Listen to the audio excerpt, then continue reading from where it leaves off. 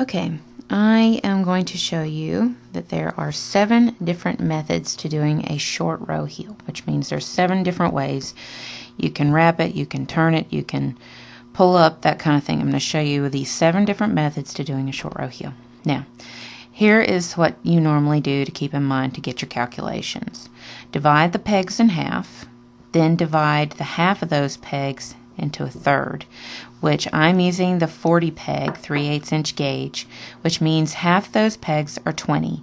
20 divided by 3 is 6.66666, I'm pretty sure. So you're going to round up that number to 7, which means you're going to be decreasing by 7 on each side, which should leave you with 6 single stitches in the middle. Okay, so that kind of gives you an idea. If it's 0.5 and up, round the number up, and that'll be your decreases. If it's 0.4 and below, round down, and that'll be the number of decreases, and then the rounded up number will be your middle piece. Okay, so that's something to keep in mind. Now, there's 7 different methods. There's the yarn over turn, then there's the wrap and turn that y'all see me do. There's the cross front wrap and turn. There is the German short row, the shadow wrap, the pinned wrap, and I'm going to call it the kiss wrap, or the twin knit wrap. All right, and what I'm going to do is, because I got lucky, I have 7 decreases. I'm going to show you the process of how to do these decreases. So the first one I'm going to show you is the yarn over method. Okay, so I'm going to be knitting over to peg 19, and I'm going to stop. Now, this is the method, the yarn over method, where I've seen it is, I've noticed that KB's crew tends to use the yarn over method, okay? I've noticed that certain people use these certain methods. All right, so we're on peg 19. What you're going to do is you're going to lift that stitch over, up, and you're going to wrap that working yarn around the back, put the stitch back on, wrap and turn to the front. There is the yarn over. I'm going to show you again on the other side. So we're going to knit over to peg 2 and stop, and I will show you the yarn over method again. I'm so used to doing this in my lap. Okay, peg 2. Then what you want to do, lift that stitch up, take the working yarn from behind, wrap it to the front, and put the stitch back on. That is your yarn over method. I will show you how to increase with each of them, but for now we're just going to show you how to do the decreasing. The increasing is about the same with every single one of them. Alright, now I'm going to show you the wrap and turn method, which I use the most, and so far with all the samples I'm doing, it's still my favorite.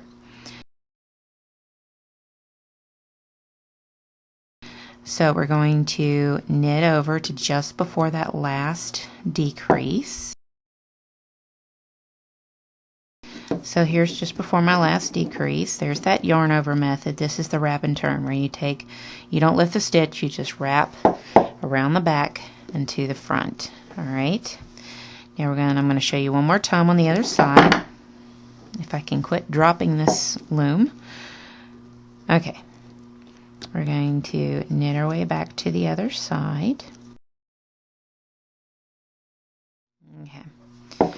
There's your yarn over one. Now we're going to wrap and turn where the working yarn goes behind the peg and into the front. And that is your wrap and turn method. Now what I'm going to show you is show you the front cross wrap and turn.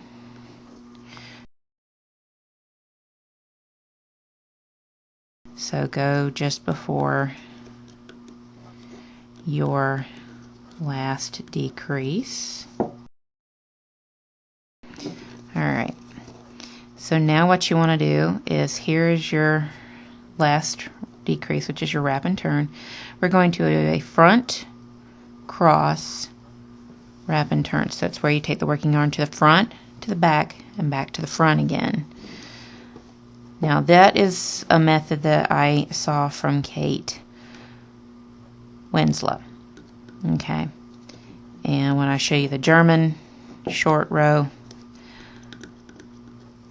she also has been known to do that one. Alright, so you're going to wrap it around the front of the peg, around to the back, and that is your cross front, which I will shorten to cross wrap and turn. So that's your cross front wrap and turn. Then you're going to knit your way over, and I'm going to show you the German short row method.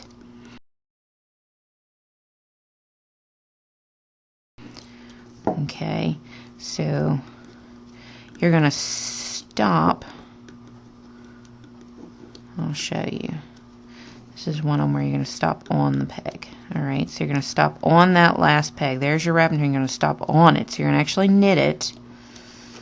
Alright, what you're going to do is you're going to pull it. Alright, so you have that tightening right there. Alright, you can pull it.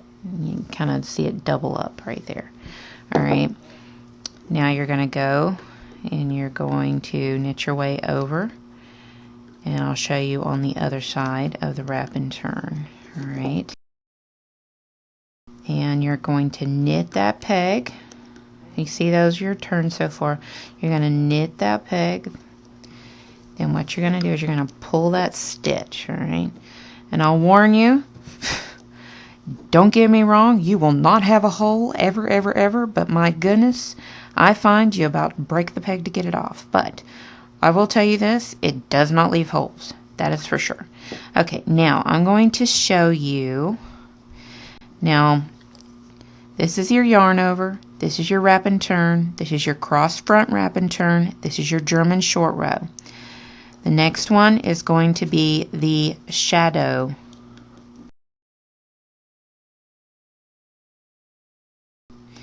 Heel option. Okay. So we're going to work our way over, and we're going to stop just before our German short row decrease. Alright. Okay, so there's our German short row. We're going to stop just before it. Now, you'll notice there's these legs in between your stitches. Alright. What you want to do is you want to pick up the last leg and put it onto that stitch right there. You see that?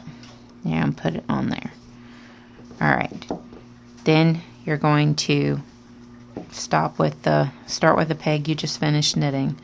You're going to knit your way over, and I'll show you the shadow knit on the other side. The shadow decrease, as I'll call it. Now, these will give you different effects if you're doing it on the needles, which is where I'm doing a lot of conversion from, is from the needles. Okay, here we are on here. Now we're going to find our leg between, or our bridge as I like to call it, and you're going to pick it up and you're going to place it onto that peg. Alright, so we've done our shadow. Now what is next is we're going to do our pin. Or, yeah, the Japanese pin. Okay, so we're going to knit our way over. So we're going to knit that stitch, all right, and then we're going to slip it, and when we do, we're going to take a stitch marker, and we're going to put it on our working yarn. Okay. What we're going to do is we're going to keep that between our knits, all right, and I'll show you how to do that on the other side, and that is where you're going to have something different when you go to start increasing. Okay, so then you're just going to go in and you're going to knit your way over. Okay, and you're going to slip that stitch, and you're going to add a stitch marker to the working yarn, and you're going to make sure it stays between there. Alright, then you're going to work your way back over. The next one is more complicated, and it is called the twin knit, or I'm going to call it the kiss. To do the kiss heel is not as difficult as you might would think. So what you want to do is the first previous stitch, you want to pull it back, put the working yarn over the peg, and then put it back where you found it. Alright, I'll show that again. Okay, normally you will see a first stitch, you know, like that, which is your previous stitch, okay? So you're going to pick that up, alright? You're going to pick it up, pull it over towards you. Do not release it from the hook. Put the working yarn in front of the peg and toss it back over. Alright. Now you're going to slip it, which I know I don't normally do. You're going to slip it, and I'm going to show you on the other side how to do this. Alright.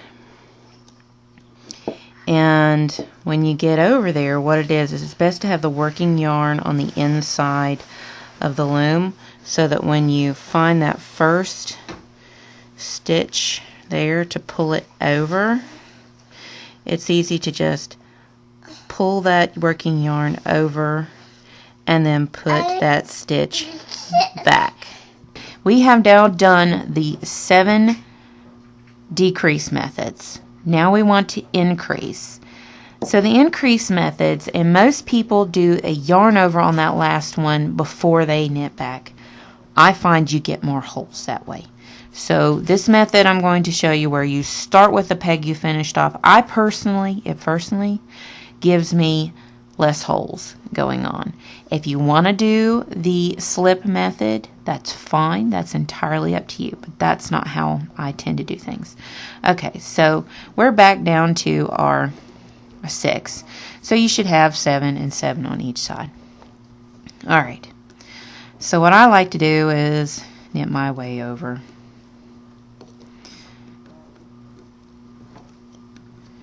Just 6 and stop. And I will work this way with all of them. Alright, now instead of slipping, which you can just go back the other direction and skip that first one. I say it gives you holes, but I go ahead and I knit it, and it's almost like doing a German, but not to the extreme. So I knit it as is, alright, and then I work my way back. Okay, and on the kiss method, okay, it's time to start increasing, but I needed to break up this video some because the increase on the kiss heel is different than the others. And there's 2 options you can do. At this point, you'll want to put a stitch marker on this peg here. Okay, and the 2 options you can do are to knit around, and that includes knitting both those stitches together. So you want to knit around, and then you want to knit around again and stop there. Alright, so that is one way of doing the increase method on this, okay, is to go ahead and knit around twice and stop on that peg right there, which is just before the last double knit that you do. The twin knit is what it's called. So when just before the last twin knit, you want to stop if you're doing the 2 times around. Now I'm going to show you what the original instructions call the boomerang method, but I'm going to change it up a little bit. So now that I'm here, I'm going to slip that stitch, okay, and increasing, and I'm going to knit my way over,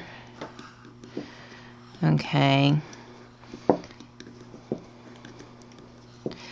and then I'm going to knit those 2 together, knit those 2 together, knit those 2 together, and knit those 2 together, and those 2, until you get to your last one.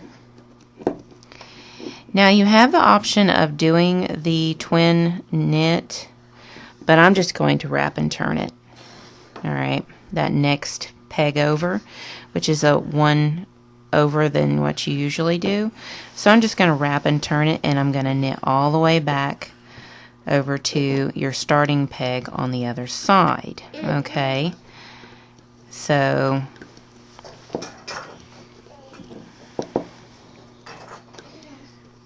we're gonna knit all the way back over, and then when you get to those double stitch ones, you're gonna knit both stitches over. Okay, so here we go. So we're gonna knit both stitches over.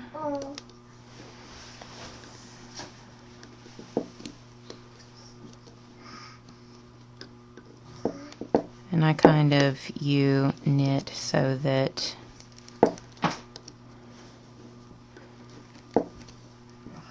I don't lose that stitch I'm trying to do.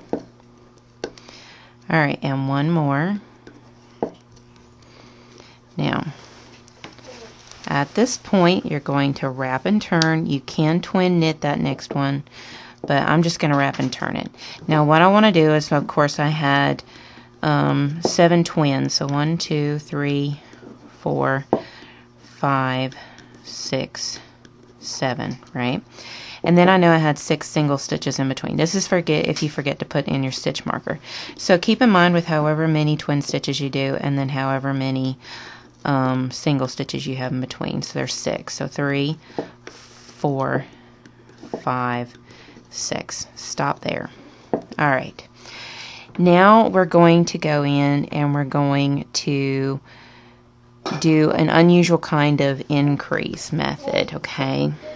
I'm going to show you how this goes. So we're going to start with the peg we finished with, and we're going to knit 6. Alright, so we're going to knit 6, 2, 3, 4, 5, 6. Alright, then we're going to start that twin knit method. So we're going to go and we're going to pull it over, put the working yarn over, pull it down. We're going to slip it and we're going to knit over 6, 1, 2, 3, 4, 5, 6. Grab that previous stitch, bring it over, and knit it back. Slip, and this is where it's going to kind of start to make sense. You're going to knit over,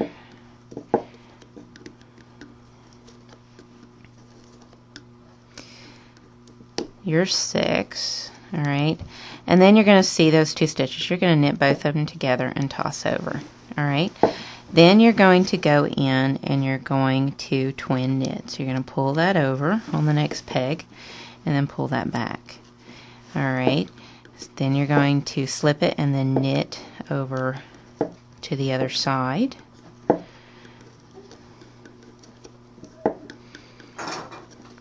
Then you're going to knit those 2 together. Then you're going to twin knit the next peg. Okay, and slip. And you're going to continue doing this process of where you add back in your next twin stitch. You're going to work your way right back out, okay? And that's how you finish up this particular short row heel. So I'm going to show you one more time. You're going to knit those 2 stitches together. Then you're going to do the twin knit, slip, and knit your way over to the other one. Now, when you get to the end, what you're going to do is you're just going to knit your way around like you would any other short row, okay? So I'll show you one more time. Knit those 2 together on the next thing.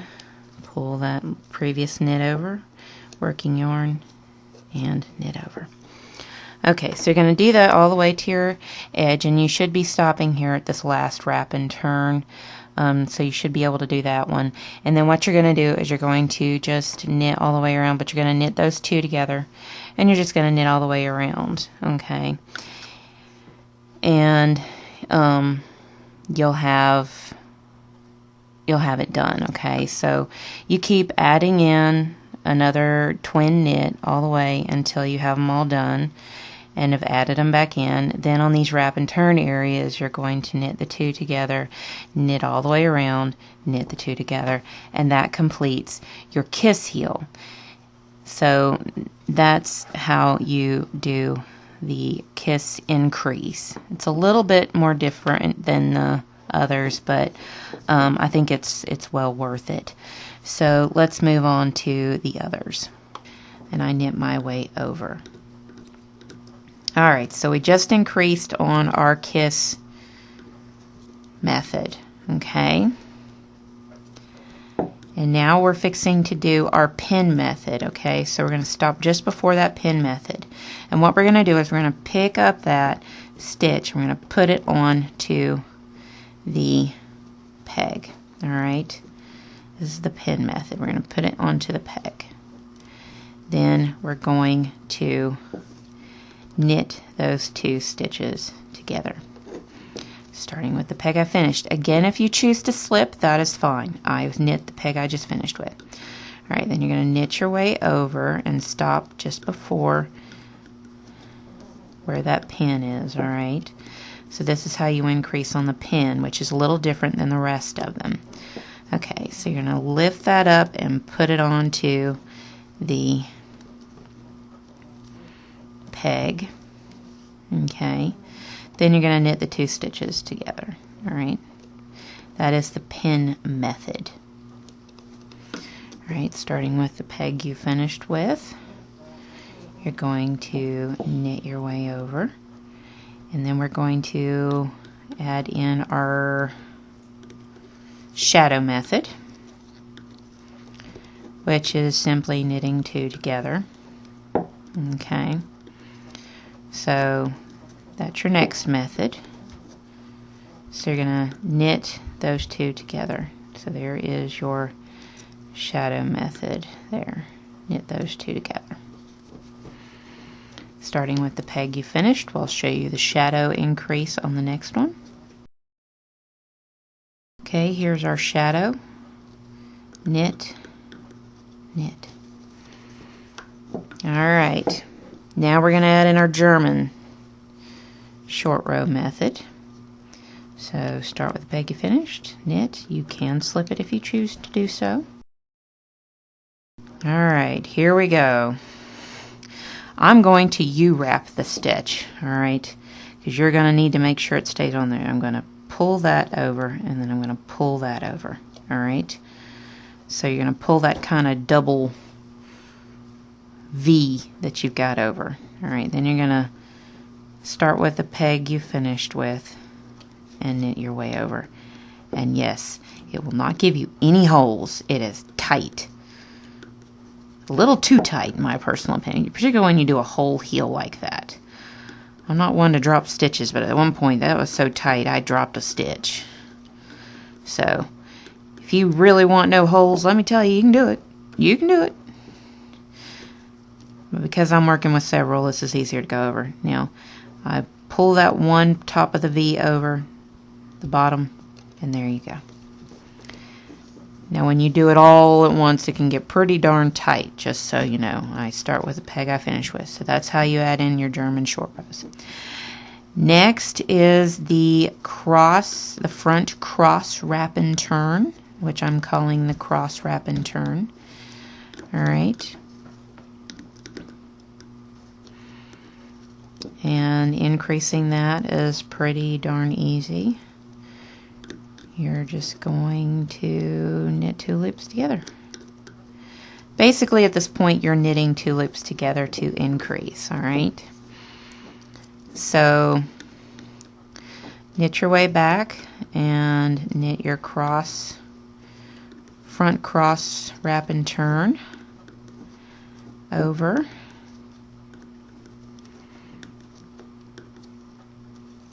And we almost have all our examples done of the 7 methods. Alright, so there's our cross front wrap and turn, so toss them over.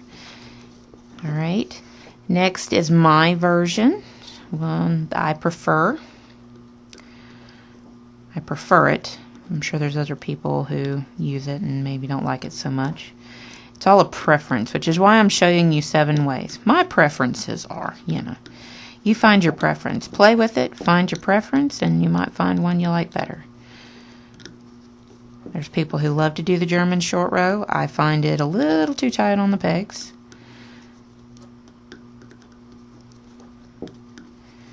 I prefer the wrap and turn so far. Alright, there's my wrap and turn.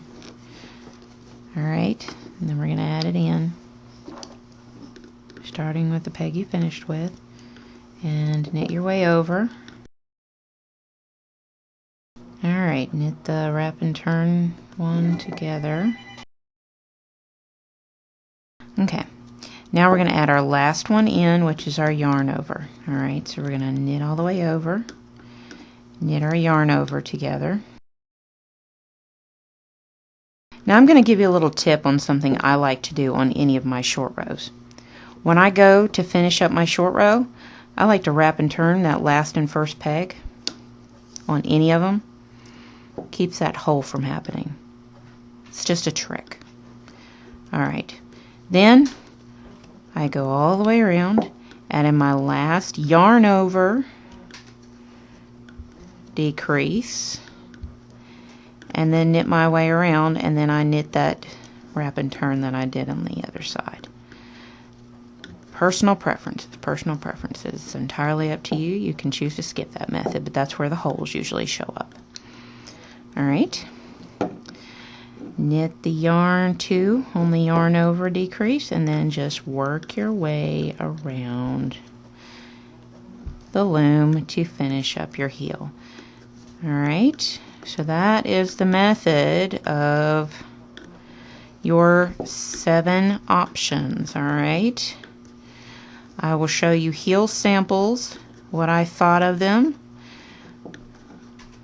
when I completed them all, and what I thought, and then you can go from there on what you would rather do. And I knit those 2 over. Alright.